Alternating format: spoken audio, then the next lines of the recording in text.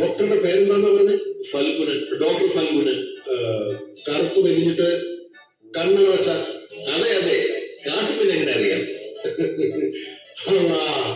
എന്താ ഞാൻ ഈ കേട്ടതൊക്കെ?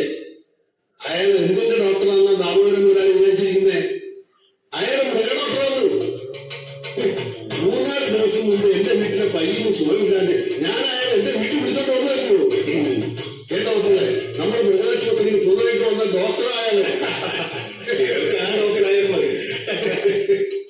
എന്നാ പക്കൂടെ ഞാൻ ഇറങ്ങുക. ആ അടുത്തിരിക്കുന്നവന്മാര് ഇന്നെ പോക്കറ്റിൽ പണിക്ക് വരാന്ന് പറഞ്ഞത് കൈയോടെ പിടിച്ചോണ്ട് പോയില്ലെങ്കിൽ അവന്മാര് മുന്നിക്കളെ. മുതലാളി, ഒരു കരുണയോടെ എടുക്കട്ടെ. ഇവിടെ ഇരിക്കുന്നവന്മാർക്ക് നിനക്കും ഒരു കരുണയിലൂടെ എനിക്ക് വേണ്ടല്ലോ.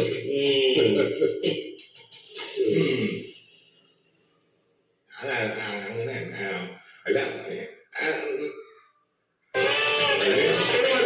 അയ്യോ,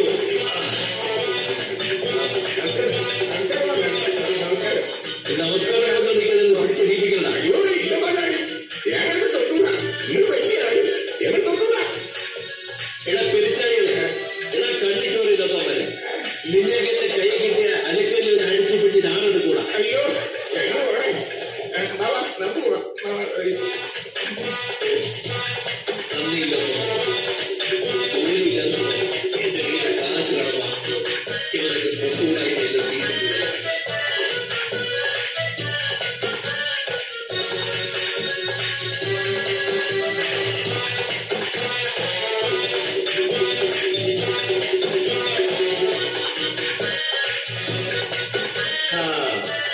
ഇനിയെങ്കിലും മുതലാളി പറയരുത് എനിക്ക് കാരുണ്യമില്ലാന്ന്.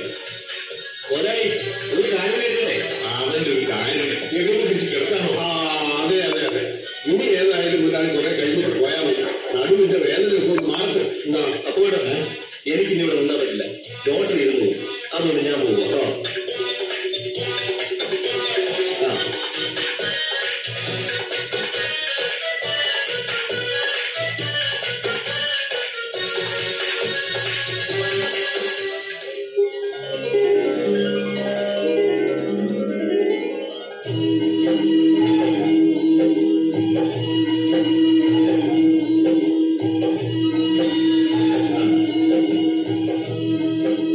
സുധാരമാഷ് വളരെ സന്തോഷത്തിലാണ്.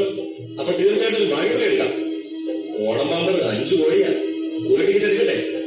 ഒറ്റ ടിക്കറ്റ് മതി മാഷിന്റെ ജീവിതം മാറ്റി വയ്ക്കാൻ. ഒന്ന് പോകാനില്ല. അതിനേക്കാളും വലിയ ഭാഗ്യക്കുറി അടിച്ച സന്തോഷത്തിലെ അറിയാൻ. എന്നാ ശരി, എന്താ ശരി. മാഷേ, എവിടെയാ മാഷേ കുഞ്ഞിൽ കൂടെ? അതെ, നാട് വിട്ടുപോയി ഞങ്ങളുടെ മോനിൽ അവൻ ഉത്രാടത്തിന് വരുന്നെന്ന് ഇന്നലെ ഫോൺ ചെയ്ത് പറഞ്ഞു. മാഷ്ടർ മോൻ സുരേഷോ? അതേ കുഴപ്പമില്ലേ, എന്റെ മോൻ സുരേഷ്. നാട്ടുകാരുടെ സംശയത്തിലായിരുന്നല്ലോ അവൻ ജീവിച്ചിരിക്കൊണ്ടോ മരിച്ചു. ഇല്ല, എന്റെ മോൻ മരിച്ചു പോയിട്ടില്ല. ഞാൻ ചത്ത് കിടക്കുമ്പോ കൊണ്ടുവയ്ക്കാൻ ആരുമില്ലല്ലോ എന്ന് ഓർത്ത് ദുഃഖിച്ചിരിക്കുമ്പോഴാണ് ഒരു നിയോഗം പോലെ ഇന്നലെ അവന്റെ ഫോൺ വന്നത്. ദൈവം എന്നെ കൈവിടിച്ചിട്ടില്ലെന്ന് ഇന്നലെ എനിക്ക് മനസ്സിലായി. ഞങ്ങള് ടൗണിലേക്ക് പോകും കേട്ടോ. 3 കൂടെ സാധനങ്ങൾ വാങ്ങിക്കണം. നാളെ ഉത്രാടം. 6-7 കൊല്ലമായി ഞങ്ങൾ തന്നെ നേരിട്ടുണ്ട്. അവന്റെ പണ്ടത്തെ ഇഷ്ടങ്ങൾക്കൊക്കെ മാറ്റം ഉണ്ടാവും. അപ്പൊ മാറ്റം സന്തോഷപ്പെടുത്തിയാൽ ഞങ്ങളാണ് നല്ലേ. പിന്നെ വേണം, തിരുവോണ ദിവസം നിങ്ങൾ എല്ലാവരും കൂടെ ഞങ്ങളുടെ വീട്ടിലേക്ക് വരണം. നല്ലൊരു സദ്യ.